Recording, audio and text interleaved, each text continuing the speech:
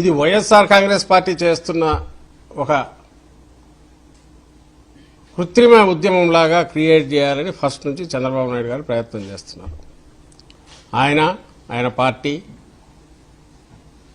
ఇంకా ఆయన పెట్టుకున్న ఫేక్ మీడియా వ్యవస్థలు ఏవైతే ఉన్నాయో సోషల్ మీడియా వ్యవస్థలు కానీ ఆయనకు నిర్దేశం చేసే ఆ 2 పత్రికలు ఆ ఛానళ్లు కానీ వీళ్ళు పెట్టుకున్న అజెండా ఏంటంటే ఏమీ జరగలేదు, అంత బాగుంది, వీళ్ళు అధికారంలో లేరు, ప్రతిపక్షంలో ఉన్నారు కాబట్టి గొడవ చేయాలి కాబట్టి చేస్తున్నారు వైఎస్ఆర్సీపీ వాళ్ళు అనే ఇంప్రెషన్ ఇచ్చే ప్రయత్నం చేస్తున్నారు. ఇంకా వాయిస్ రైజ్ అయ్యే కొద్దీ దాన్ని ఎట్లా తొక్కాలని చూస్తున్నారు. ఇన్ని రోజులుగా జరుగుతున్నది అదే, ఈరోజు అదే జరిపే ప్రయత్నం చేశారు. కానీ దాదాపు 2 నెలల 10 రోజులు అంటే 70 రోజులు 75 రోజుల్లో మా పార్టీ తరఫున 10 కార్యక్రమాలు చేశాం. ప్రతి దానికి విశేషంగా స్పందన వస్తోంది. యువత నుంచి వస్తోంది, ప్రజల నుంచి వస్తోంది. డిఎస్సితో పాటు నేను ఇంతకుముందు అన్నట్టు నిరుద్యోగులకు యువతకు చేసిన మోసం, విద్యార్థులకు జీవితాలతో చెలగాటమాడుతున్న వైనం, దీన్ని ఎప్పటికప్పుడు ప్రశ్నిస్తున్నాం. అది కూడా దీనికి జోడించి, ఎందుకంటే ఇది మొత్తం యువతకు సంబంధించింది కాబట్టి వైఎస్ఆర్ కాంగ్రెస్ పార్టీ ఒక ఉద్యమంగా టేకప్ చేసింది. మా పార్టీ దీంట్లోకి అడుగు పెట్టడానికి ముందే, ఉద్యమం టేకప్ చేయడానికి ముందే జగన్మోహన్ రెడ్డి గారు విలేకరుల సమావేశం పెట్టడం ముందే, ఆ తర్వాత ఆయన జగన్మోహన్ రెడ్డి గారు ఎవరైతే డిఎస్సిలో బాధితులై 1:1లో పిలవబడి కూడా అవకాశం రాలేదో, డినై చేశారో ఉద్యోగం, వాళ్ళ గోడు వచ్చి చెప్పుకున్న తర్వాత దానికి ముందే వాళ్ళంతటా వాళ్ళే అభ్యర్థులు వాళ్ళ గొంతు విప్పడం మొదలుపెట్టారు. కోర్టు కూడా వెళ్లారు. ఇది వాస్తవం. ప్రజాస్వామ్యంలో ఏ అంశం మీదైనా ఒక ఇండివిజువల్ దగ్గర నుంచి ఒక సమూహం వరకు, ఒక రాజకీయ పార్టీ అయినా ఏ నినాదమైనా ఇవ్వచ్చు. కానీ ప్రజలకు ఆమోదయోగ్యం కాని అయితే నిలబడదు. మన వైఎస్ఆర్ కాంగ్రెస్ పార్టీ టేకప్ చేసిన ఈ ఉద్యమం ఎందుకు నిలబడి రోజు రోజుకు స్పందన పెరుగుతోంది, ప్రజల్లోకి బాగా చొచ్చుకు వెళ్ళిందంటే కారణం ఏమంటే దాంట్లో ఉంది కాబట్టి, దాంట్లో వాస్తవం ఉంది కాబట్టి. ఎస్, ఇది కరెక్టే కదా, ఎందుకు ఆన్సర్ ఇవ్వలేదు ప్రజలు అడుగుతున్నారు, ఎక్స్పెక్ట్ చేస్తున్నారు ఆన్సర్ కాబట్టి. అలాగే అక్రమాలు జరిగాయి, లీకేజీ జరిగింది అన్నది వాస్తవం కాబట్టే చంద్రబాబు నాయుడు గారు ఉలిక్కి పడుతున్నారు. ప్రతిసారి దీన్ని ఎలా తొక్కాలని చూస్తున్నారు. తన కొడుకు రాజీనామా చేసిన డిమాండ్ పక్కదారి పట్టించాలని ఎట్లా చూస్తున్నారు. ఏమీ జరగలేదు అనే భ్రమ కల్పించాలనే ప్రయత్నం చేస్తున్నారు. తప్పుడు కేసులు పెట్టిస్తున్నారు, బెదరగొట్టాలని చూస్తున్నారు. అయినా సరే జనం వస్తున్నారు. ఇవన్నీ ప్రూవ్ చేసేది ఏంటంటే జరిగింది వాస్తవం. ఆయన తప్పించుకోలేడు, చంద్రబాబు నాయుడు గారు తప్పించుకోలేరు, ఆయన కొడుకు తప్పించుకోలేడు, లోకేష్ తప్పించుకోలేరు. కానీ ఈరోజు కూడా మాట్లాడినట్టున్నాడు ఎక్కడో చంద్రబాబు నాయుడు గారు, ఈరోజు కూడా ఎక్కడో జిల్లాకు పోయినట్టున్నారు. దాంట్లో ఎక్కడైనా ఆయన ఉపన్యాసంలో దీని గురించి కూడా ప్రస్తావన ఉన్నట్టుంది, డిఎస్సి గురించి కూడా.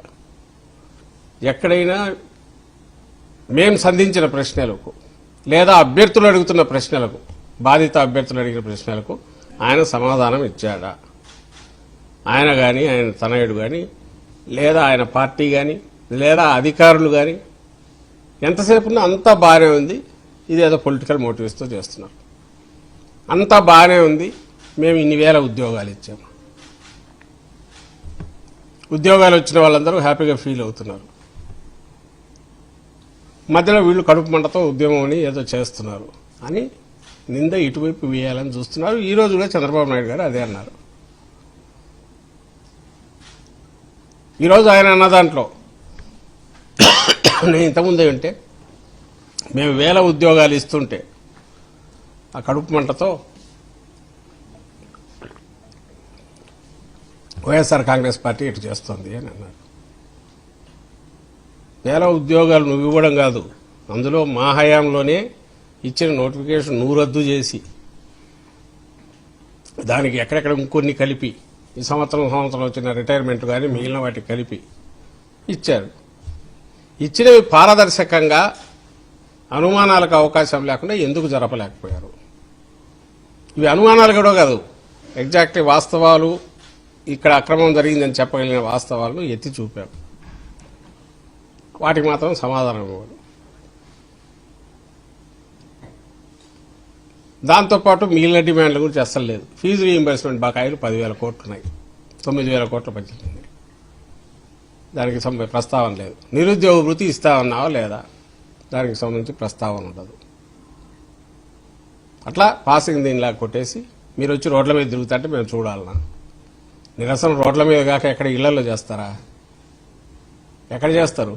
పోనీ మా నిరసనలలో ఎక్కడైనా హింసకు మీరు చేసిన పోలీసు లాఠీ చార్జీలో మీరు చేయిస్తున్న పోలీసులతో చేస్తున్న దాష్టీకము, వాళ్ళ దుర్మార్గంగా మీద విరుచుకుపడము, అడ్డగించడము తప్ప వైఎస్ఆర్ కాంగ్రెస్ పార్టీ కార్యకర్తల నుంచి కానీ లేదా పాల్గొంటున్న ప్రజల నుంచి కానీ యువత నుంచి కానీ ఎక్కడైనా ఏదో దాడి చేసే రీతిలోనూ ఇంకో రకంగానే ఎక్కడన్నా ఒక్కసారైనా ఒక్క సందర్భంలోనూ కనపడిందా? అత్యంత శాంతియుతంగా డిమాండ్లను లేదా ఏమి జరిగిందనేది ప్రజల్లోకి తీసుకెళ్ళడానికి, వాళ్ళని చైతన్యపరచడానికి, ప్రభుత్వం మీద ఒత్తిడి తీసుకురావడానికి చేసిన ప్రయత్నం తప్ప ఇంకేదైనా వేరే ఉందా? క్రియేట్ చేస్తే మీరు చేసింది, ప్రభుత్వం క్రియేట్ చేసింది అలాంటి వాతావరణం. పోలీసులను ఎక్కడో యుద్ధం జరుగుతున్న దగ్గరికి పంపించినట్టు, ఏదో గొడవ జరుగుతుంటే పంపించినట్టు ఇక్కడ ఏం లేదే. గొడవ జరిగితే మీ వల్ల జరుగుతుంది, మీరు చేస్తే జరుగుతుంది. నిన్న దీక్షా శిబిరాల మీద అటాక్ చేసింది ఎవరు రమ్మన్నారు? దీక్ష కూర్చుంటే ప్రజలకు యాక్సెప్టెన్స్ లేకపోతే ప్రజలు రిజెక్ట్ చేస్తారు. మేము పెట్టిన డిమాండ్స్లో గన వాస్తవం లేకపోతే ప్రజలు వచ్చి స్పందన ఎందుకు వస్తుంది? దానికి నువ్వు తపన పడడం ఎందుకు? ఈ పోలీసు వ్యవస్థనంతా దుర్వినియోగం చేయడం ఎందుకు? మా దానికి రెస్పాన్స్ రాదు, ఫెయిల్ అవుతాంగా. లేదా ప్రజలే మమ్మల్ని అడుగుతారు కదా, ఏముందబ్బా ఇది బాగా చేశారు కదా అయినా మీరెందుకు అంటున్నారని. తప్పు జరిగింది. ఇంకా దాంట్లోకి సంబంధించి కూడా నిర్దిష్టమైన ప్రశ్నలు మేము వేసినవి, నిర్దిష్టమైన ప్రశ్నలు అసలు ఆన్సర్ ఇచ్చే ప్రయత్నం కూడా చంద్రబాబు నాయుడు గారు కానీ ఆయన ప్రభుత్వం కానీ ఆయన కుమారుడు ఎవరైతే విద్యాశాఖకు ఉన్నాడో ఆయన కానీ చేయని క్వశ్చన్స్ సంధించినవి. ఎక్కడైనా పరీక్ష పెట్టి అర్హత పరీక్ష, కొంతమందికి దాని నుంచి సపరేట్ అర్హత పరీక్ష లేకుండా పరీక్ష అవసరం లేకుండా చేసినవి ఎక్కడన్నా ఉందా? అసలు పరీక్ష లేకుండా మొత్తం తీసుకుంటే దట్స్ ఎ డిఫరెంట్ ఇష్యూ. కొద్దిమందికి ఎగ్జామ్ట్ చేయడం జరిగింది, వాస్తవమా కాదు, దాని గురించి అసలు మాట్లాడరు. పైగా స్పోర్ట్స్ కోటా కింద ఈ పరీక్ష అయిపోగానే, దీని అవసరం అయిపోగానే మళ్ళీ పాత స్టేటస్ పరీక్ష అవసరం మళ్ళీ తీసుకొచ్చారు. ఇంకా అంతకంటే అంటే ఒక తప్పు, ఒక అక్రమం కాన్షియస్గా తెలిసి అడ్డదారుల్లోనో తమ వాళ్లను డబ్బు కమ్ముకోవడానికో తీసుకోవడానికి ఒక దారి రాచమార్గం ఏర్పాటు చేసుకునే నిర్ణయం, కుట్ర, దాని అమలు హైయెస్ట్ లెవెల్లో జరిగిందని ప్రూవ్ అవుతుందా లేదా? స్పోర్ట్స్ నుంచి అక్కడి నుంచి జీవో వస్తుంది, G7 నుంచి ఇక్కడి నుంచి వస్తుంది, వీళ్ళు ఇంప్లిమెంట్ చేసేస్తారు. దాని గురించి అడిగితే దాని గురించి ఎందుకు చంద్రబాబు నాయుడు గారు సమాధానం చెప్పరు? నిజంగా ప్రభుత్వానికి తెలియకుండా ఇంత సీరియస్ వేలాది మంది, లక్షలాది మంది రాసిన ఒక పరీక్ష, వేలాది పోస్టులు నింపే ప్రక్రియ, టీచర్ పోస్టులు, వాటికి సంబంధించి డెసిషన్ ఎక్కడన్నా ఇట్లాంటిది జరుగుతుందా? ఈ ఎగ్జామ్షన్ ఇచ్చేది పోనీ ఎగ్జామ్షన్ ఇచ్చింది కరెక్ట్ అనుకుంటే మళ్ళీ నువ్వు ఎందుకు దాన్ని పాత జీవోని పునరుద్ధరించడం ఇది తీసేసావు? ఆన్సర్ లేదు. అలాగే లీకేజీ క్లియర్గా తెలుస్తుంది. ఎవరైతే పరీక్ష పేపర్లు సెట్ చేసే వాళ్లకు ఎస్సీఆర్టీ డైరెక్టర్కు మాత్రమే ప్రశ్న పత్రాల మీద పూర్తి ఇది ఉంటుంది, తన అవగాహనలో ఉంటాయి, తన కంట్రోల్లో ఉంటుంది. పరీక్షలు నిర్వహించే వాళ్ళకు అరగంటకు ముందు మాత్రమే, ఎగ్జామ్కి అరగంట ముందు మాత్రమే పోతాయంటే రెండింటికి కలిపి ఒకరినే పెట్టారు. అంటే ఎవరి చేతైతే సెక్యూరిటీ ఇది ఉందో, ఎవరైతే పరీక్ష పెడతారో వాళ్ళ చేతిలోనే నిర్వహణ కూడా ఉంది. అలాగే ఎవరైతే మెరిట్ లిస్టులో టాప్ వచ్చినాడో ఆ మెరిట్ లిస్ట్ కరెక్ట్ చేసి మళ్ళీ సెకండ్ మెరిట్ లిస్ట్ ఇచ్చారు. దాని గురించి కిమ్మను మాట్లాడరు. ఆ టాప్ వచ్చిన అతను ఎవరు? అవుట్ సోర్సింగ్ ఎంప్లాయీ ఎస్సీఆర్టీలో, అంటే క్వశ్చన్ పేపర్ సెట్ చేసే దగ్గర. అది కూడా ఎట్లా తెలిసింది? ఆయన కోర్టుకు పోతే తెలిసింది. లేకపోతే బయటకు గప్చుప్ ఎక్కడా కనపడకుండా మెరిట్ లిస్టు పెట్టేసి మార్చేశారు.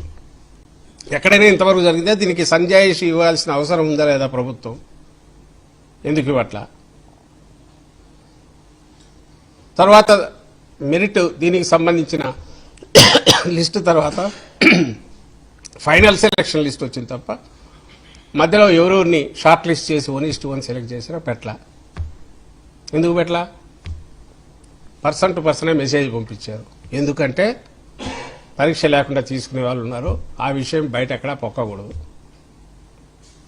మరి దానికి ఆన్సర్ ఇవ్వాలిగా, ఇవ్వట్లా.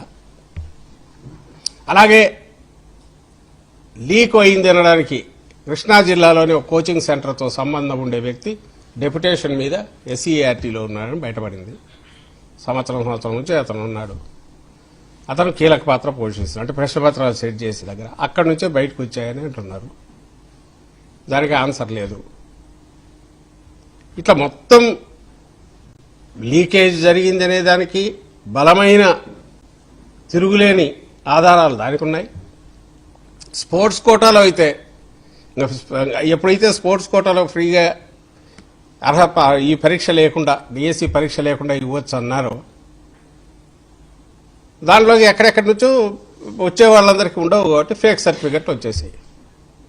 ఎంపీ ఇచ్చిన సర్టిఫికెట్, అతను ఏదో సాఫ్ట్ బాలో జూడోను, ఇంకొక ఎమ్మెల్యే, టీడీపీ ఎమ్మెల్యే, ఇద్దరు టీడీపీకి చెందిన వాళ్ళే, వాళ్ళు ఇచ్చినవి. ఇవన్నీ ఒకదానికి ఇవన్నీ ఉన్నాయి, కనపడుతున్నాయి కళ్ళ ముందు. వాటితో సాక్ష్యాలతో సహాయం. ఇంకా ఘోరం, ఎప్పుడైతే ఇవి బయటకు వచ్చాయో ఆ సర్టిఫికెట్లలో కూడా మళ్ళీ ట్యాంపర్ చేసి మార్చారు. ఒక వ్యక్తికి ఫైనల్ సర్టిఫికెట్ ఈ బేసిస్ మీద ఇచ్చామన్న దానికి సపోర్టింగ్ డాక్యుమెంట్ వేరే వ్యక్తిది పెట్టారు. ఇది బయటపడింది. పాయింట్అవుట్ చేయగానే ఆ బ్యాకప్ సర్టిఫికెట్ ఇచ్చారు, ఏ అర్హత వల్ల ఫైనల్ సర్టిఫికెట్ దాంట్లో పోటీల్లో పాల్గొన్నాడో అది తీసి మళ్ళీ ఇతనికి ఎక్కడి నుంచో ఫేక్ సర్టిఫికెట్ తెచ్చిపెట్టినట్టున్నారు, అది పెట్టారు వెబ్సైట్లో. కానీ మెయిన్ దాంట్లో డేటాలో మాత్రం తీయడం మర్చిపోయారు, అది అట్లాగే దొరికిపోయారు. అంటే ఒక తప్పును కవర్ చేయడానికి తప్పు మీద తప్పు చేస్తూనే ఉన్నారు తప్ప ఎక్కడ కూడా దీని గురించి ఇదిగో మీకు అందరికి అనుమానాలు ఉన్నాయి కదా, ఇదిగో మేము ఎంక్వైరీకి వేస్తున్నాం అని ఎందుకు అనలేకపోతున్నారు? నిజంగా కింది స్థాయిలోనో ఎక్కడో సిస్టంలో ఉండే లోపాల వల్లనో జరిగితే చేసేవాళ్ళేమో. ఎప్పుడైతే పైనుంచి ఉన్నారు కాబట్టి టాప్ లెవెల్లో, అంటే దానికి నిర్వహిస్తున్న విద్యా మంత్రిత్వ శాఖను చూస్తున్న లోకేష్ దగ్గర నుంచి ఉంది కాబట్టి ఇంకా ఎక్కడ సందు ఇచ్చినా నిర్వేగన ఒకటి కిందది పెడితే మొత్తం బయటికి ఒప్పుకోవాల్సి వస్తుందేనో అడ్డంగా. ఏమీ లేదు, అంతా బాగుంది, కావాలని చేస్తున్నారని వీళ్ళు చంద్రబాబు నాయుడు గారి ఆయన గ్యాంగ్ కానీ ప్రభుత్వం కానీ ఆ స్టాండ్ తీసుకుంది అనేది క్లియర్ కనపడుతోంది. ఇది వాస్తవం.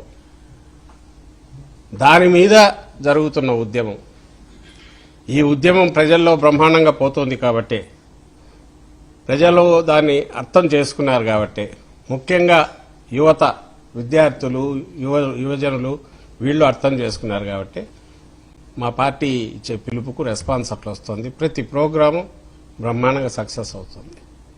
ఈరోజు ర్యాలీలు కూడా అంతే. ఈరోజు ర్యాలీల్లో నిన్న సాయంత్రం వరకు మేము లెటర్లు ఇచ్చి అన్ని చోట్ల మాది ర్యాలీలు ఉన్నాయని ఇన్ఫర్మేషన్ ఇచ్చి ప్రొటెస్ట్ ర్యాలీలు జరుపుతున్నాం, శాంతియుతంగా జరుపుతున్నాం, మాది బాధ్యతనిచ్చి 4-5 రోజుల పైన. ఎందుకంటే ప్రోగ్రామ్ ఎప్పుడో డిసైడ్ చేసింది, స్టేట్ ప్రోగ్రామ్. అది అంత పీస్ఫుల్గా పాయింట్ టు పాయింట్ చెప్పి ఎక్కడ అటాకో చలో అసెంబ్లీలో ఇంకోటి కాదు, వేరే ఇవ్వలేదు, కేవలం ఇలాంటి పీస్ఫుల్గా ఇది చేస్తామనంటే దానికి నిన్న ఈవినింగ్ వరకు కామ్గా ఉండి నిన్న మధ్యాహ్నం సాయంత్రం నుంచి మొదలు పెట్టారు నోటీసులు ఇవ్వడం. చేయడానికి వీల్లేదు, సెక్షన్ 30 ఉంది, లేదా 144 ఉంది, లేదా ఏమంటారు శాంతి భద్రతలకు భంగం కలుగుతుంది, మిమ్మల్ని బయటికి రానివ్వం, ఎవరు వచ్చి పాల్గొనవద్దు, టెర్రరైజ్ చేసే ప్రక్రియ, కేసులు పెడతాం, ఎవరన్నా వచ్చి పొరపాటున పార్టిసిపేట్ చేస్తే కేసులు పెడతాం. ఏందా ఇదేం డెమోక్రటిక్ కంట్రీనా లేక ఇంకేదన్నా? ఓ ప్రజాస్వామ్యముగా మినిమం రైట్ ఏది ఉందో, నీ పోలీసు వ్యవస్థ ఉండేది దేనికోసం? ఎక్కడన్నా తప్పులు జరిగితే అది చేయడానికి, కరెక్ట్ చేయడానికి, లేదా వాళ్ళని పట్టుకోవడానికి, దొంగలను పట్టుకోవడానికి, ఇంకోని చేయడానికి. రియల్ ఎక్కడైతే జరుగుతున్నాయో వాటి జోలికి పోలీసులు పోవట్ల. ఎవరన్నా పోవాలనుకున్నా అంత తీరిక లేకుండా వైఎస్ఆర్ కాంగ్రెస్ పార్టీ కార్యకర్తల మీద, నాయకుల మీద తప్పుడు కేసులు ఎట్లా పెట్టాలా, లేదా వాళ్ళు ఎక్కడ కూడా పీస్ఫుల్గా మాట్లాడడానికి కూడా అవకాశం లేకుండా ఎట్లా అడ్డంకులు క్రియేట్ చేయాలా, ఏ రకంగా దౌర్జన్యంగా టెర్రరైజ్ చేసి అలాంటి వాతావరణం క్రియేట్ చేసి ఈ పార్టీ దగ్గరికి ఎవరన్నా వచ్చినా వాళ్ళను టెర్రరైజ్ చేయాలా. ఇప్పుడు అది దాటి సామాన్యుల మీదకి పోయినట్లు అందరి మీద కేసులు పెడుతున్నారు. లేకపోతే ఈ రోజున్న వేల మంది పోలీసులు నిజంగా వాళ్ళు అంత ఎఫెక్టివ్గా, అంత ఎఫిషియెంట్గా వాళ్ళ దాని మీద డ్యూటీల మీద ఇది వెళ్తే లా అండ్ ఆర్డర్ సిచ్యువేషన్ ఇంత ఘోరంగా ఉండదు రాష్ట్రంలో. దాన్ని గాలికి వదిలేసినారు.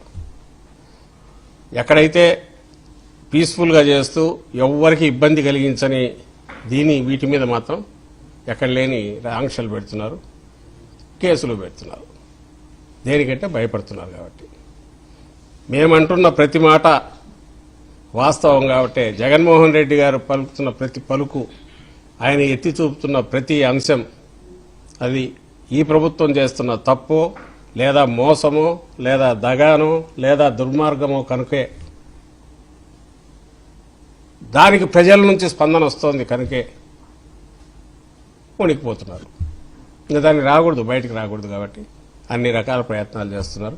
అవి ఎంత ప్రయత్నం చేస్తే అంత బంతి కదా గోడ కొడితే ఎట్లయితే వస్తుందో, నేల కొడితే ఎట్లా పైకి ఎగురుతుందో అట్లే అవుతుంది. ప్రజలు కూడా ఇవి కూడా గమనిస్తున్నారు. ఈరోజు ఇష్యూ మనం చూస్తే ఈరోజు జరిగిన చోట 2-3, అందులో సాక్షాత్తు చంద్రబాబు నాయుడు గారి కాన్స్టిట్యున్సీ కుప్పంలో అక్కడ పోలీసులు బిహేవ్ చేసిన పద్ధతి అంటే, పోలీసులు శాంతి భద్రతలు కాపాడడానికో, శాంతి భద్రతలకు భంగం మేము ఎక్కడ కలిగిస్తాము, ఊరేగింపు తీస్తామని అనింది. దానికి కాదు వాళ్ళు ఉండేది. అధికార పార్టీకి ఇది కట్టడానికి, ప్రొటెక్షన్ ఇవ్వడానికో, అధికార పార్టీని కొమ్ముగాయడానికో, అధికార పార్టీ వాళ్లకు వాళ్ళు దాడి చేయడానికి అనుకూలంగా మా వాళ్లను కట్టడి చేసో బయటికి రాకుండా చేసే ప్రయత్నం చేశారనేది. అది కూడా మిగిలిన చోట్ల పులివెందులలో లాఠీచార్జ్ జరిగింది జగన్మోహన్ రెడ్డి గారి కాన్స్టిట్యున్సీ. ఇంకా కొన్ని చోట్ల ఇదేంది, ఆపే ప్రయత్నం చేశారు. ఇది మరీ బరితెగించి కుప్పంలో టీడీపీ కార్యకర్తల కంటే, పసుపు చొక్కాలు వేసుకున్న కార్యకర్తల కంటే ఘోరంగా పోలీసులు బిహేవ్ చేసి వాళ్లకు ప్రొటెక్షన్ ఇచ్చి ఇటువైపు బయటికి రాకుండా ఎట్లా వ్యవహరించారనేది విజువల్తో సహా ఉంది. ఒక్కసారి చూడండి, కుప్పంలో జరిగింది.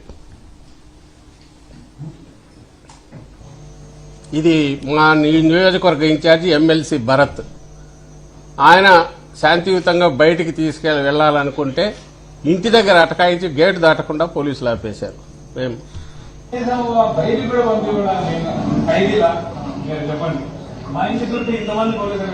ఆయన పోలీస్ అధికారి.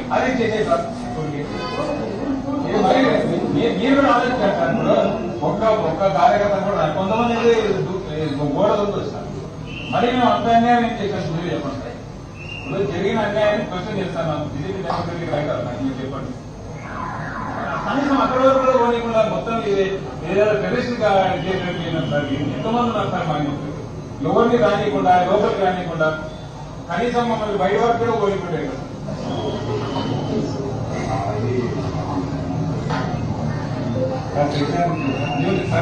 అంటే ఇప్పుడు ఒక రోజులో మీరు ఏం చేశారు? నేను ఎన్నిసార్లు పబ్లిక్ ఇచ్చినా మీరు ఏ పబ్లిక్ ఇదే ఆపమ్మా, ఒకసారి ఆపు. సెక్షన్ 30 ఉంది అంటాడు, అంటే ఎవరు తిరగకూడదని. మరి వీళ్ళు వస్తారు టీడీపీ వాళ్లకు, వీళ్ళు ప్రొటెక్షన్ ఇచ్చి మళ్ళీ సైరన్ పెట్టి పైలట్ వెహికల్ పెట్టి వాళ్ళు వస్తున్నారు. ఇది చూడండి, పెట్టు.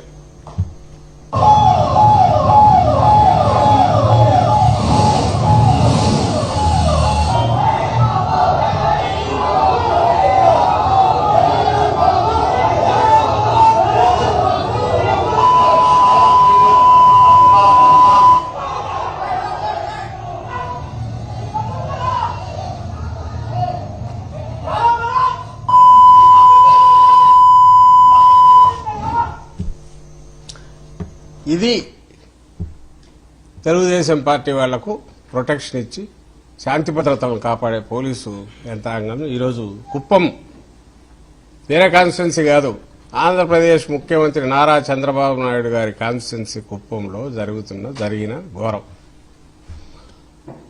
ఇటువైపేమో ప్రజాస్వామ్యయుతంగా శాంతియుతంగా నిరసన తెలిపే హక్కు, రాజ్యాంగం ఇచ్చిన హక్కు, దాన్ని ఉపయోగించుకొని బయటికి వచ్చి పీస్ఫుల్గా ఇచ్చేస్తామనుకున్నా మా నాయకులను, మా కార్యకర్తలను కట్టడి చేయడం. ఎక్కడ ఆయన ఎమ్మెల్సీ కూడా మా ఇన్ఛార్జ్ భరత్, ఆయన ఇంటి దగ్గర నుంచి బయటకు, ఆయన ఇంట్లో కూడా ఉండి పోనీలా. అదే అంటాడు కదా, గోడ దూకి రావాల్సి వచ్చింది మా ఇంట్లోకని. అదేమన్నా జైలా? ఇల్లును జైలు చేశారు. మా నియోజకవర్గ ఇన్ఛార్జి ఎమ్మెల్సీ భరత్ ఇంటినేమో జైలు చేశారు.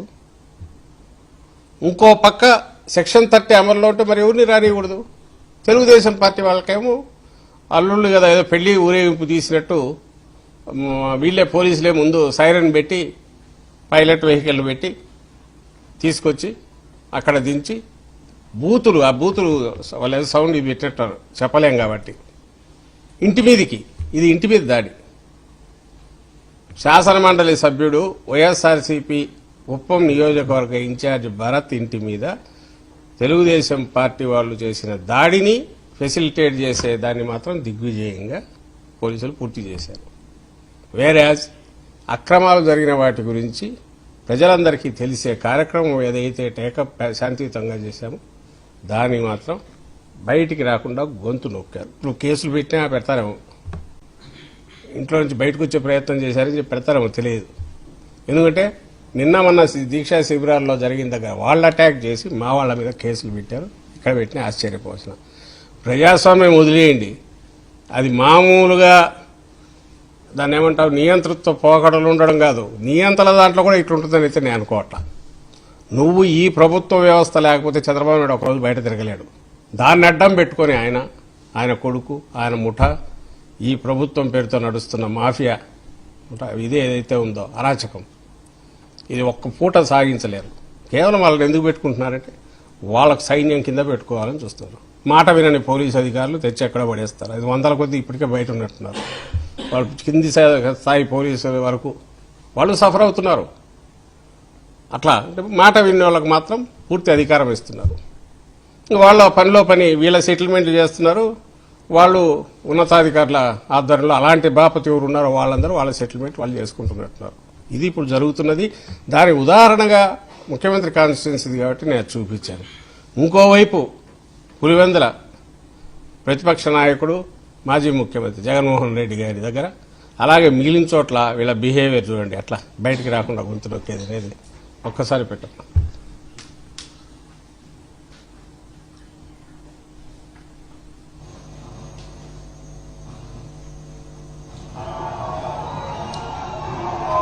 ఎంపీ ఎక్కడే ఉన్నారు, అవినాష్ ఉన్నారు, వీళ్ళు ఉన్నారు. ఆర్డీఓకు మెమరాండం ఇవ్వాలని పోతే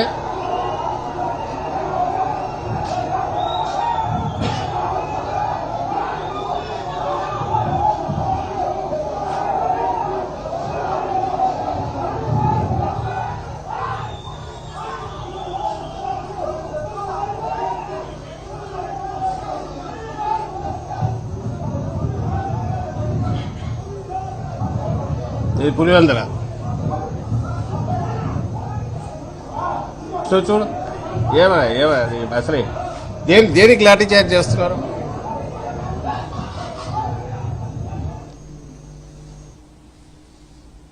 ఇంకా మిగిలిన చోట్ల కూడా అలాగే ఉన్నట్టుంది. మిగిలినవి ఉన్నాయా చూడు ఒకసారి పెట్టు.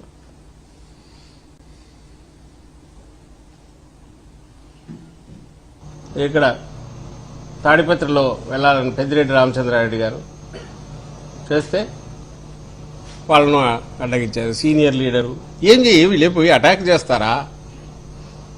ఆ తాడిపత్రి మరీ అన్యాయంగా ఉంది. వాళ్ళు రోడ్డు మీద కూర్చొని నిరసన తెలపాల్సి వస్తుంది.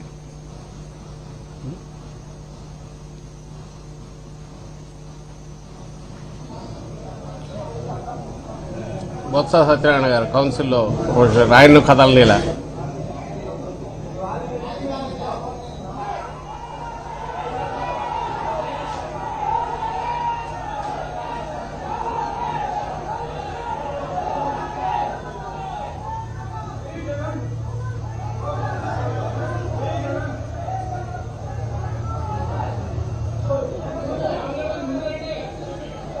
ఆపేసి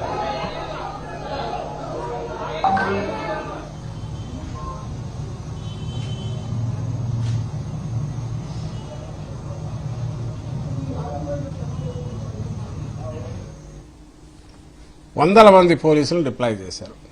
నిన్న రాత్రి నుంచి టెర్రరైజ్ చేసే కార్యక్రమం, అరెస్టులు చేస్తామని బెదిరింపులు, ఈరోజేమో బయటకు వచ్చిన వాళ్ళందరినీ ఎక్కడికెక్కడ ఇచ్చేసేది. ఇంత చేసి దేనికోసం చేసి అసలు నిజంగా నువ్వు దేనికి భయపడుతున్నావు అనేది అర్థం కావట్లా. దీనివల్ల నేను ఇంతకుముందు అన్నట్టే బియాండ్ డౌట్ ఇది ప్రూవ్ అవుతుంది.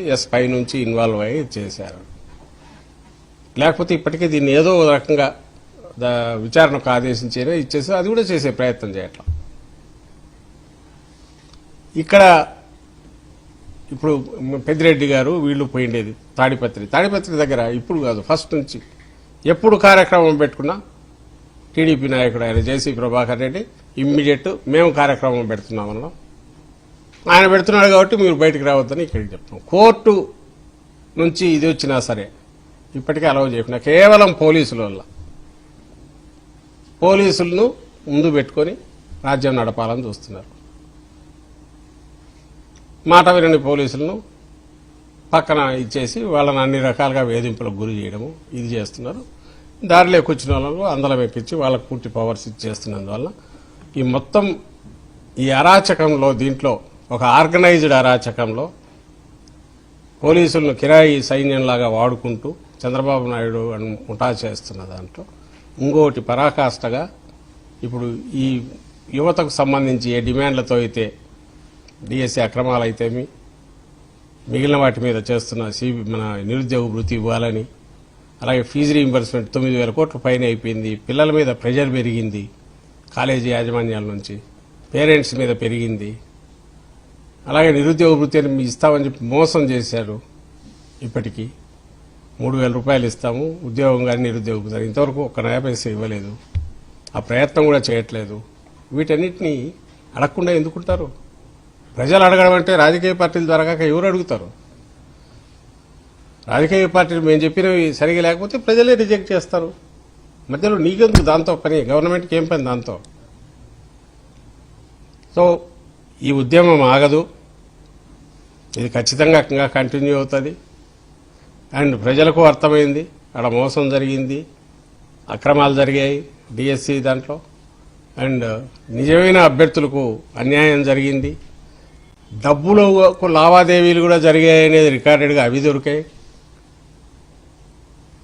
అలాంటి లావాదేవీలు జరిగాయనడానికి దొరికిన దాని మీద పెట్టిన కేసు ఫోన్ నంబర్తో సహా ఉన్నా సరే అన్నోన్ కింద పెట్టి ఏ రకంగా దాన్ని క్లోజ్ చేయాలని చూశారో, ఏమంటే ఛార్జ్ షీట్ కూడా ఫైల్ చేసామంటారు. ఆ అబ్బాయి ఎవరైతే అది చేశారో అతన్ని ఇంతవరకు అరెస్ట్ చేయలేదు. అంటే మీ ఆశీర్వాదం ఉన్నట్టే కదా వాళ్ళకు. అంటే ప్రతిదీ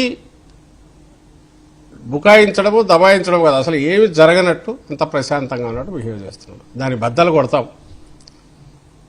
కొడతాం. ఖచ్చితంగా ఇది అతను రాజీనామా చేయాల్సిందే లోకేష్, అంతవరకు దీన్ని పుష్ చేస్తాం. ఎందుకంటే తప్పు చేశాడు కాబట్టి. లేదు చేయలేదనేది ప్రూవ్ చేసుకోవాలా. ఎక్కడ నీ దర్యాప్తు కాదు, దొంగే తనే అడ్వకేటు తనే జడ్జిలాగా ఉండడాన్ని ఎట్లా ఒప్పుకుంటాం? అది ఖచ్చితంగా ఈ స్టేట్ కాదు, బయట దీన్ని జరగాలి. సహజంగానే జాతీయ దర్యాప్తు సంస్థ అయిన సిబిఐతో దీన్ని జరిపించాలి. సిబిఎన్ ఎంక్వైరీ కాదు, సిబిఐ దర్యాప్తు జరగాలి మనకనేది మా డిమాండ్. అప్పుడు ఈయన పునీతుడై బయటికి రావచ్చు. లోకేష్ వచ్చి ఆయన విద్యామంత్రి కావచ్చు, లేదంటే ఆయన కోరుకుంటున్న ముఖ్యమంత్రి అన్న గమ్మన వద్దని ఎవరన్నా. అంతవరకైతే ఈ తన మీద పడిన దీన్ని క్లియర్ చేసుకోవాల్సిన బాధ్యత రాజకీయాల్లో చాలా భవిష్యత్తు ఉందని ఆయన తను అనుకుంటుంటే లోకేష్ తను ఫేస్ చేయాలా. ఇలాంటి ఆరోపణలు వస్తే రాజశేఖర రెడ్డి గారు ఉన్నప్పుడు జగన్మోహన్ రెడ్డి గారి మీద వచ్చినప్పుడు కూడా నాకు అభ్యంతరం లేదు పెట్టుకోండి అన్నారు. ఇలాగా బుకాయించలా దబాయించాలా చంద్రబాబు నాయుడు గారి లాగా. ఎందుకంటే నాకు తెలుసు కాబట్టి అందులో అన్ని అబద్ధాలు నిలబడవని. ఆ ధైర్యం ఉంటే చంద్రబాబు నాయుడు గారు కానీ ఆయన కుమారుడికి కానీ వాళ్ళు కూడా దీన్ని యాక్సెప్ట్ చేయాలి. గవర్నమెంటే వాళ్ళది ఏం మంత్రి పదవి నుంచి పోగానే ఆ నుంచి పోయినట్టేం కాదు కదా. తన నిజాయితీని ప్రూవ్ చేసుకుని మళ్ళీ టేకప్ చేయొచ్చుగా. సో ఇప్పటికన్నా అది ఆలోచించుకొని మేమేదైతే డిమాండ్ చేస్తున్నామో వాటన్నిటికీ చేయమని, అలాగే ఫీజు రీయింబర్స్మెంట్ ఇప్పటికే బకాయిలు పెరిగి రాష్ట్రంలో విద్యార్థులంతా ఇబ్బందులు పడుతున్నారు వాళ్ళ తల్లిదండ్రులు. ఖచ్చితంగా మొత్తం అమౌంట్స్ రిలీజ్ చేయాలా. నిరుద్యోగ వృత్తికి సంబంధించి ఇప్పటికే మోసం చేశారు కాబట్టి ఇప్పుడైనా వాటిని 3,000 రూపాయలు చొప్పున అది రిలీజ్ చేయాలి. మా డిమాండ్ అట్లే ఉంటుంది. దీని మీద ఫర్దర్ ఉద్యమ కార్యాచరణ కూడా ఇన్ డ్యూ కోర్స్ ఎట్లా వాళ్ళు అది అనౌన్స్ చేస్తారు. అధ్యక్షుడితో చర్చించిన తర్వాత పార్టీ అనౌన్స్ చేస్తుంది. Thank you very much. Thank you very much. ఏదైతే టీచర్ ఉద్యోగాలు పొందారో వాళ్ళంతా రోడ్లపైకి వచ్చి వైఎస్ఆర్ కాంగ్రెస్ పార్టీకి వ్యతిరేకంగా ర్యాలీలు చేస్తున్నారు. అయినప్పటికీ వైఎస్ఆర్ కాంగ్రెస్ పార్టీలో ఇంకా మార్పు రాలేదని ఆయన ఒక ఈవెంట్ మేనేజర్ అని ఎవరో వాళ్ళ అభిమాని ఎవరు పెట్టినట్టున్నారు. చంద్రబాబు నాయుడు ఈవెంట్ మేనేజర్ అయిపోయినాడు. అట్లా జరిపినట్టు జరిపారు. నిన్న జరిగిండేది. ఇప్పుడు నిన్న కొండారెడ్డి బురుజు దగ్గర ఎవరు జరిగిందో లెక్కర విని పెట్టుకునే బదులు, లేదా మావి జరిగినవన్నీ పొలిటికల్ ఓరియంటెడ్ మోటివేటెడ్ అని ఊరికి జస్ట్ తోసేసే బదులు సింపుల్ ఒక్కటే, మేము అడిగిన ప్రశ్నలకు ఆన్సర్ ఎందుకు ఇవ్వలేకపోతున్నాను. రేపుగా ఈరోజైనా రేపైనా ఇదే క్వశ్చన్ వస్తుంది. ఈరోజు ఉద్యోగం వచ్చిన వాళ్ళు ఎవరైనా ఉండి ఎంతమంది ఉన్నారు నాకు అక్కడికి తెలియదు కానీ, ఎందుకంటే కౌంట్ చేయలేము. అలాగే మా దగ్గర ఏదైతే ఇప్పుడు వచ్చిన వాళ్ళందరినీ ఎంతమంది వీళ్ళున్నారని వాళ్ళు కౌంట్ చేయలేకపోవచ్చు. బట్ మా దగ్గర వచ్చిన వాళ్ళలో ఎవరైతే బాధితులు ఉన్నారో, ఎందుకు బాధితులమని అనుకుంటున్నామో ఆధారాలతో సహా చూపించారు. ఉద్యోగం వచ్చిన వాళ్ళు ఉద్యోగం వచ్చినందుకు హ్యాపీగానే ఉంటారు, డౌట్ లేదు. కానీ ఆ రావడంలో జరిగిన తప్పు జరిగిందన్న దానికి ఆన్సర్ ఇవ్వాల్సిన పెద్ద మనిషి అది ఇవ్వకుండా, ఉద్యోగం వచ్చిన వాళ్ళు మేము హ్యాపీ అని అన్నారంటే ఉద్యోగం వచ్చిన వాళ్ళు హ్యాపీగా ఉండక అన్హ్యాపీగా ఎందుకుంటారు? వాళ్ళకేం బాధ ఎందుకుంటుంది? మా ఆరోపణకు మాది వదిలేయండి. ఇదిగో ఈ ఆధారాలతో మేము చెప్తున్నాం తప్పు జరిగిందని క్లియర్గా చూపించిన వాళ్లకు చంద్రబాబు నాయుడు గారు కానీ ఆయన కుమారుడు కానీ ఆన్సర్ ఇవ్వాలి. అది అధికారులతో ఇప్పించే కూడా ప్రయత్నం చేయట్లేదు. మా దగ్గరికి రండి మేము ఇస్తామంటారు, మళ్ళీ వాళ్ళ పాటే వాళ్ళు పడుతున్నారు. ఈ పర్టికులర్ ప్రశ్నలకు డిఎస్సిది సంబంధించినంత వరకు జీవోలు తెచ్చిన మాట వాస్తవం. ఎందుకు తెచ్చారు, పరీక్ష ఎందుకు తీసేశారు, మళ్ళీ అట్లా ఎందుకు పెట్టారు, ఎందుకు ఆన్సర్ లేదు? అలాగే వీటికి సంబంధించి రెండింటికి ఒకరే ఉండడం, మెరిట్ లిస్ట్ మార్చడము, ఇంతకంటే ఏం టిప్స్ ఇవి ఉంటాయి? ఏ స్కామ్లో అయినా అక్రమాల్లో అయినా కనపడిన ఆధారాలను బట్టి మొదలుపెట్టి మూలాల్లోకి వెళ్తే క్లియర్ అన్నా అవుతుంది డౌట్, లేదా నిజంగా దోషులు ఎవరుంటే వాళ్ళని పట్టుబడతారు. ఎందుకు చేయలేకపోతున్నావు పని? ఇంత నువ్వు 1000 మంది పోలీసులను దించి నువ్వు 100 కోట్లు ఖర్చు పెడుతున్న ఫేక్ మీడియా ద్వారా ఈ ఊరికి ఏదో పొలిటికల్గా మా మీద బురద చల్లడం అది కాకుండా, ప్రభుత్వంలో ఉన్నాక ఆరోపణ వచ్చాక మళ్ళీ చెప్తున్నా, మేము ముందనలా, వైఎస్ఆర్ కాంగ్రెస్ పార్టీ ముందనలా. మీ మీడియా మీరు చెక్ చేస్తే మీకే కనపడుతుంది. కోర్టులకు పోయింది కానీ రైజ్ చేసింది కానీ ఫస్ట్ అభ్యర్థులు వాళ్ళు రైజ్ చేశారు. వేసేవి మంచి తప్పే. మేమైతే జగన్మోహన్ రెడ్డి గారు ఉంటే వేసేవారు. ఏమొచ్చాయి ఆరోపణలు ఎందుకో చూడండి, లోతుగా చూడమనేవాళ్ళు. ఒకవేళ కింద ఎక్కడన్నా ఇది జరిగింటే వాళ్ళు ఎవరినో దాన్ని ఏమంటాం అరెస్ట్ చేసో దాని డిపెండింగ్ అంత డిపార్ట్మెంట్ దీని గాను ఏదో ఒకటి చేయడమో చేసేది లా దాని కోర్సు తీసుకునేది చట్టం. ఇక్కడ ఎందుకు చేయలేకపోతున్నారు అంటే భయపడుతున్నారు. కదిలిస్తే మొత్తం తీగలాగినారు, డొంకంత కదిలి ఎక్కడికి పోతుందంటే పోయి కొడుకు దగ్గరికి పోతుంది. ఆ దీంతో ఇంత అవస్థపడుతున్నారు. ఈ ఈవెంట్ మేనేజర్ మళ్ళీ చేయొచ్చు, నాకు తెలియదు. ఇప్పుడు ఈరోజు వచ్చినారు ఉన్నట్టు ఎందుకు వచ్చినారు వాళ్ళు అటాక్ చేశాడు. వాళ్ళే అయినా రేపు మేమే టీచర్లు మనొచ్చు తెలియదు. నిన్న కొండారెడ్డి బుర్జు, ఈసారి ఇంకా కూడా ఎక్కడన్నా చెప్పొచ్చాము, లేదంటే ఇక్కడ ఆయన అమరావతి అనేది ఉన్నారు కదా అక్కడికి కూడా రావచ్చాము, లేదా ఆయనే వీళ్ళందరినీ ఇప్పుడు ఈ పెట్రోలింగ్ వెహికల్స్ పెట్టి మనం పైలట్ వెహికల్స్ పెట్టి తీసుకురాగలరు కాబట్టి వాళ్ళందరినీ తెచ్చి పెరేడ్ కూడా చేయొచ్చు వచ్చాము అటు ఇటు. కానీ అది ఆన్సర్ కాదుగా దీనికి. మీరు మీడియాను కూడా రిక్వెస్ట్ చేస్తున్నా, మీరు క్వశ్చన్ చేయండి. ఈ క్వశ్చన్స్లో ఇవి క్లియర్గా కొట్టొచ్చినట్టు కనపడే వాటికి క్లారిఫికేషన్ ఇవ్వడం అవసరమా కాదా? మీరేం భావిస్తున్నారో మీడియా వాళ్ళు కూడా మీరు అది రైజ్ చేయండి. ఈ రెండు మూడు ఇవైతే ఉన్నాయో రెండింటికి ఒకడే నిర్వహణ పేపర్లు సెట్ చేశారు.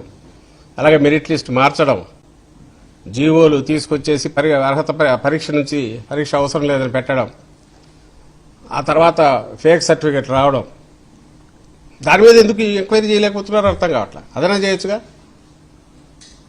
ఎందుకు చేయరంటే వాళ్ళకు ఉన్నారు కావడం తప్పు ఉంది కాబట్టి. నారా లోకేష్ మేము రాజీనామా చేయాలన్నారు. కానీ నారా లోకేష్ ఫార్చ్యూన్ ఇండియా అనే బిజినెస్ ఇంటర్నేషనల్ కవర్ పేజ్ పైన మ్యాగజైన్ కవర్ పేజ్ పైన ఆయన ఫోటో వేశారు. ఆయన ఆంధ్ర రైజింగ్ స్టార్ అంటూ కూడా కితాబ్ ఇచ్చారు. అందుకనే బాగా ముఖ్యమంత్రిగా అమ్మంటున్నాం కదా. ఇప్పుడైతే నేను ఆ మధ్య అన్నట్టున్నావు కదా, మనకు 3 డీసీఎంలని, ఒక ఆయన డమ్మీ సీఎం, ఒక ఆయన డిఫాక్టో సీఎం, ఇంకొక ఆయన డిప్యూటీ సీఎం. కాబట్టి అది ఉండే బదులు సూపర్ సీఎంగా ఎస్సీఎంగా ఆయనే మారచ్చు. ఎవరు? లోకేష్ గారు. ఆయన మరమనే చెప్పేది. ఇప్పుడు పార్టీ ఇప్పుడు ఆ పార్టీకి ఆ కూటమికి అది ఎట్లొచ్చినా కూడా తీర్పు అయితే వాళ్ళకి అనుకూలంగా వచ్చింది. వచ్చిన తర్వాత 5 ఏళ్ళు అయితే వాళ్ళకి మ్యాండేట్ ఇచ్చారు. వాళ్ళు మ్యాండేట్ ఇచ్చినప్పుడు వాళ్ళు ఎవరు కావాలంటే వాళ్ళు ముఖ్యమంత్రి కావచ్చు. ఆ ముఖ్యమంత్రిగా కనపడాల్సిన కవర్ పేజ్ స్టోరీలన్నీ ఇప్పుడు ఈయనకు లోకేష్కి ఇస్తున్నారు. బహుశా ఆయన కావాలనుకుంటున్నాడో, లేదంటే ఈయన చేయాలనుకుంటున్నాడో, లేదంటే ఈయన చేయదలుచుకోలేదో, అయినా సరే ఆయన కావాలనుకుంటున్నాడో మాకు తెలియదు. బట్ ఏదైనా సరే దీనికి ఉండమని చెప్పి ముఖ్యమంత్రి చంద్రబాబు నాయుడు గారి కొడుకు కాబట్టి చేయమని అట్లా, తప్పు జరిగింది కాబట్టి చేయమంటున్నావు. నువ్వు అది ప్రూవ్ చేసుకొని నువ్వు సీఎం కావద్దని ఎవడన్నాడు? లేదు, అసలు ముందు వచ్చినాయి కదా దీని మీద మేము ఎంక్వైరీ చేస్తున్నాము అని సీరియస్గా థర్డ్ పార్టీ దీన్ని చేసే ప్రయత్నమైనా చేశావా? అది కూడా చేయట్లేగా. మీ అనుమానాలు నివృత్తి చేయడానికి మేము ఈ నిర్ణయం తీసుకున్నామని థర్డ్ పార్టీది ఏమన్నా వేస్తే ఒకటొకటి బయటకు వస్తాయి. అక్కడ వచ్చి వీళ్ళు అభ్యర్థులు పోయి వీళ్ళు ఆర్గ్యూ చేస్తారు, ఇదో ఇట్లా మాకు ఇట్లా జరిగిందని వాళ్ళు చెక్ చేస్తారు. మళ్ళీ దాన్ని ఒకవేళ చేయిస్తే మీరు ఇండివిజువల్ రండి అంటారు, ఒకరొకరు రండి మేము చూస్తామంటారు తప్ప పబ్లిక్ డొమైన్లో కానీ పబ్లిక్ దృష్టికి ప్రజల దృష్టికి పోయే రకంగా ఎంక్వైరీ కానీ పారదర్శకంగా కానీ చేయడానికైతే ప్రిపేర్డ్గా లేరంటే భయపడుతున్నారు. ఎందుకంటే తప్పు జరిగింది కాబట్టి.